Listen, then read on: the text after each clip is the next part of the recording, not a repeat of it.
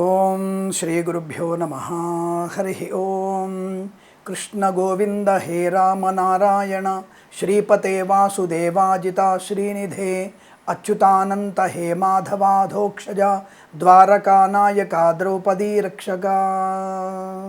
శ్రీకృష్ణ పరబ్రహ్మణే నమో నమః. కృష్ణం వందే జగద్గురు. సమస్తమైనటువంటి కార్యదక్షతకి, కలియుగంలో మన ప్రవర్తనకి భగవంతుడు ప్రసాదించినటువంటి అనేకమైనటువంటి ఉపన్యాసాలు, పురాణాలు, ఇతిహాసాల్లో ముఖ్యమైనది భగవద్గీత. గీతా బోధన చేసినటువంటి మనకు కృష్ణ పరమాత్ముని యొక్క కృష్ణాష్టమి 26వ తేదీ ఆగస్టు 2024 సోమవారం రోజున కృష్ణాష్టమి. మరి ఇది స్మార్తులకి కృష్ణాష్టమి. మరి వైష్ణవ కృష్ణాష్టమి మనకి 27వ తేదీ మంగళవారం రోజున వైష్ణవుల కృష్ణాష్టమి.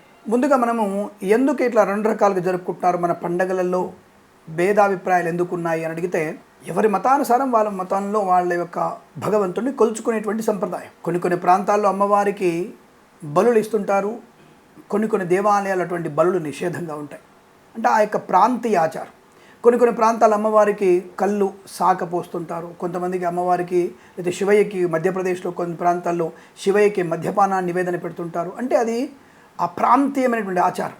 ఇప్పుడు కన్నప్ప ఈశ్వరుడికి మాంసం పెట్టాడని చెప్పేసి మనం మాంసం పెట్టకూడదు కదా. కాబట్టి అక్కడ ఆచారం, అక్కడ కన్నప్పకి తన యొక్క భావోద్వేగాన్ని, తన యొక్క భక్తిని ఆ స్వామికి సమర్పించడానికి ఎన్నుకున్న మార్గం అతంది. బ్రాహ్మణ అనేవాడు సాత్వికమైనటువంటి పదార్థాలను పెట్టడం, మంత్రోచ్చారణ చేయడం. అక్కడ కన్నప్ప చేసినట్టుగా మనం చేయలేం కదా. అలాగే అమ్మవారికి కళ్ళు సాక పోసినట్టుగా మనం పోయలేం కదా. కాబట్టి కొన్ని దేవాలయాల్లో పవిత్రమైనటువంటి స్థలాలు కొన్ని ఉంటాయి. కాబట్టి ఆయా దేవాలయ ఆచారాన్ని తప్పకుండా మనం పాటించాలి. అలాగే మన మతంలో కూడా ఆచారం ఉంటుంది, ఆచార వ్యవహారాలు వేరువేరుగా ఉంటాయి. అయితే అష్టమి తిథి రోహిణి నక్షత్రం కలిసినప్పుడు స్మార్తులు అనేవాళ్ళు విష్ణువుని, శివుణ్ణి, అమ్మవారిని అందరినీ పూజించేవాళ్ళు స్మార్తులు అంటారు. వైష్ణవులు అంటే కేవలం విష్ణుమూర్తిని మాత్రమే పూజించేవాళ్ళు వైష్ణవులు అంటారు. కాబట్టి ఆ వైష్ణవులు నక్షత్రం, సూర్యోదయంలో ఏ నక్షత్రం ఉంటే ఆ నక్షత్రాన్ని పరిగణలో తీసుకుంటారు, వారికి నక్షత్ర ప్రధానం. కానీ ఇక్కడ స్మార్తులందరూ కూడా తిథి ప్రమాణం.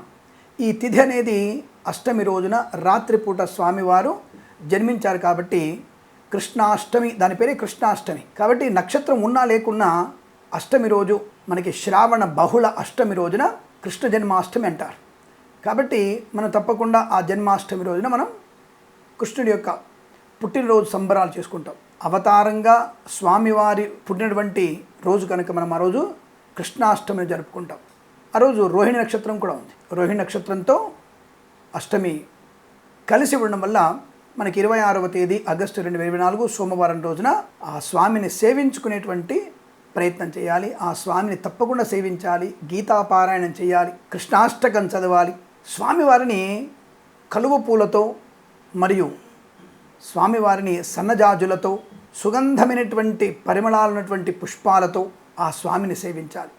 ఆ మురళీ గాన ప్రియుడైనటువంటి స్వామివారికి సంగీత నృత్య గానాలు కూడా వారికి సమర్పించాలి. అంటే ఆ రోజు మనం మంచి కూచిపూడి, భరతనాట్యము, సంగీతము, అలాగే వాయిద్యములు ఇవన్నీ కూడా స్వామివారికి సమర్పణ చేయాలి. సమర్పణ అంటే అతని ముందు మనం నాట్యం చేయాలి, సంగీతం, పాట పాడాలి, మంచి వాయిద్యాలు స్వామివారికి వినిపించాలి. ఇటువంటివి చేయడం వల్ల స్వామి సంతుష్టుడై స్వామివారు వారి అనుగ్రహాన్ని మనకి ప్రసారింపజేసేటువంటి ఒక మంచి పండగ.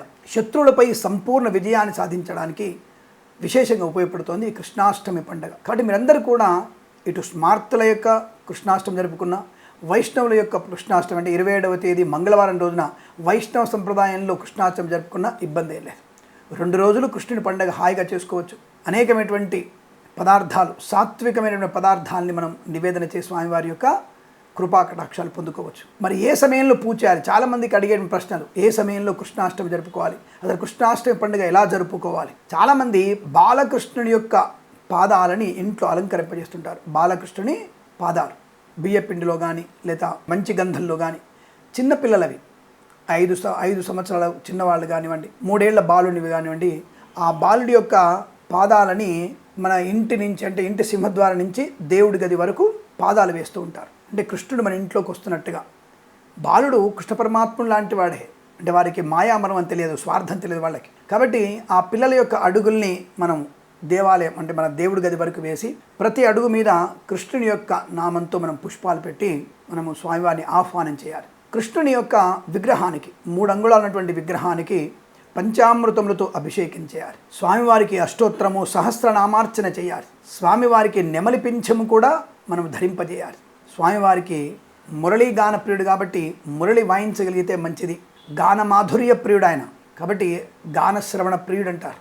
కాబట్టి ఆయనకి మంచి సంగీతం లాంటి మనం పాడి అచ్యుతాష్టకం కృష్ణాష్టకం బాగా చదవండి, స్వామి అనుగ్రహం పొందుకో. ఆ పంచామృత అభిషేకం తర్వాత పట్టు పీతాంబరాలు కలిగినటువంటి వస్త్రాలు స్వామివారికి ధరింపజేయాలి. అలాగే పారిజాత పుష్పాలని సమర్పణ చేయాలి స్వామివారికి. స్వామివారికి చాలా ఇష్టం పారిజాత పుష్పం. ఆ పారిజాత పుష్పాలని స్వామివారికి అలంకరణ చేసి అష్టోత్తరం చదివి మంచి గంధపు ధూపం, పనికిమాలినటువంటి ధూపాలు కాకుండా సుగంధ పరిమళ ద్రవ్యమైనటువంటి ధూపాన్ని స్వామివారికి ఇవ్వాల్సి ఉంటుంది. తదుపరి నివేదన. ఆ నివేదనలో కూడా తప్పకుండా పాయసము, మీగడ పెరుగు, వెన్న ఇవి తప్పకుండా స్వామివారికి నివేదన చేయాల్సిన పదార్థాలు. తర్వాత స్వామివారికి వడపప్పు పానకం కూడా మనము నివేదన చేయాల్సిన అవసరం ఉంటుంది. చేసి స్వామివారికి మంగళహారతి ఇచ్చి స్వామివారికి ప్రదక్షిణ నమస్కారాలు చేసుకొని తప్పకుండా మనం స్వామివారి అనుగ్రహాన్ని పొందుకోవచ్చు. అలాగే ఈ రోజున విశేషంగా 10 మందికి అన్నదానం చేయండి, చాలా మంచి శుభ ఫలితం ఉంటుంది. అలాగే ఈ రోజున వీలైతే భగవద్గీత కానీ భాగవతము కానీ పారాయణము పెట్టుకోండి, సత్సంగత్వం ఏర్పాటు చేసుకోండి. ఇంటి ముందు ఈ యొక్క హనుమధ్వజాన్ని ఎగురవేయండి. ఇంటి ముందు కృష్ణాష్టమి రోజున హనుమధ్వజాన్ని మరి ఎగురవేయండి. అది శత్రునాశనాన్ని కలిగిస్తుంది.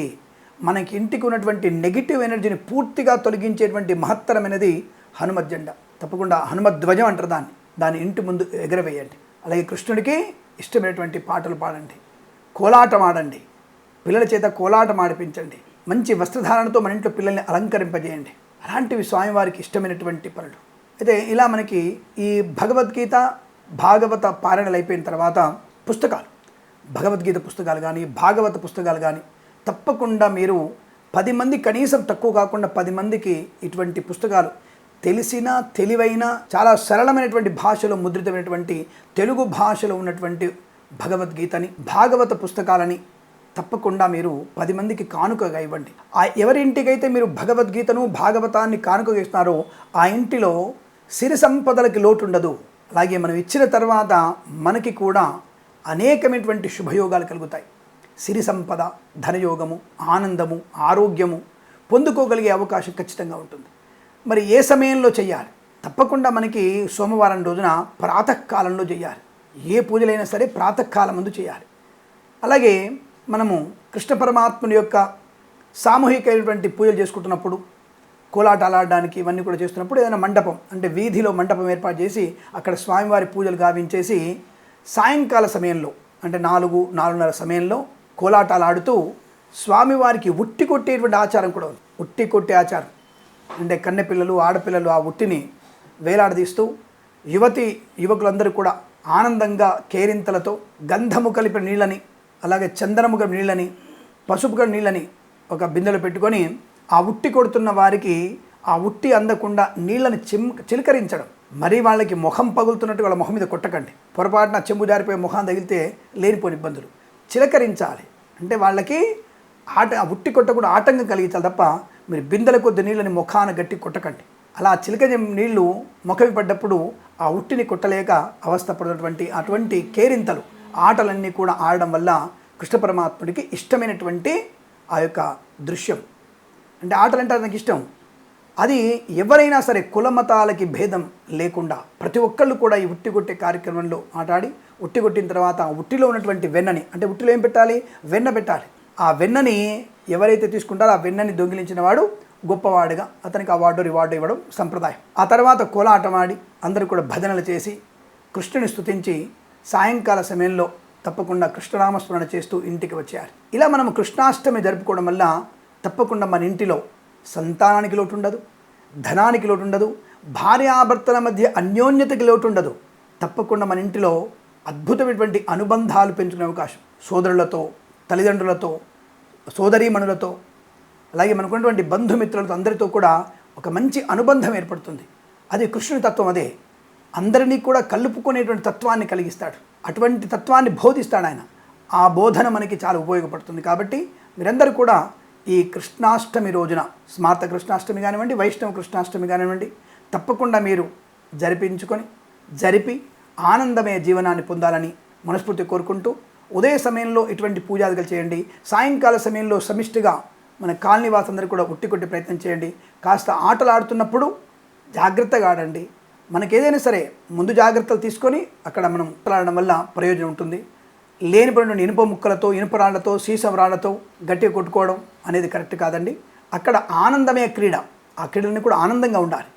ఆ క్రీడల వల్ల మనకి కాలనీ కానీ, ఆ వీధి కానీ, ఆ యొక్క వాతావరణం అంతా కూడా అనుకూల అనుబంధాన్ని పొందుకోవడానికి అవకాశం కలిగించాలి. అటువంటి ఆటలన్నీ మీరు ఆడి భగవంతుని కృపాకటాక్షలు పొందుకొని అష్టైశ్వర్యాలు, సమస్త రోగ నాశనాన్ని, సుఖవంతమైనటువంటి జీవనాన్ని, సత్సంతాన ప్రాప్తిని, కృష్ణుని లాంటి కుమారుడు, కృష్ణుని లాంటి కుమార్తెలు మీరు పొందాలని మనస్ఫూర్తి కోరుకుంటూ, సర్వే జనా సుఖినో భవంతు. ప్రేమతో మీ కిరణ్ శర్మ.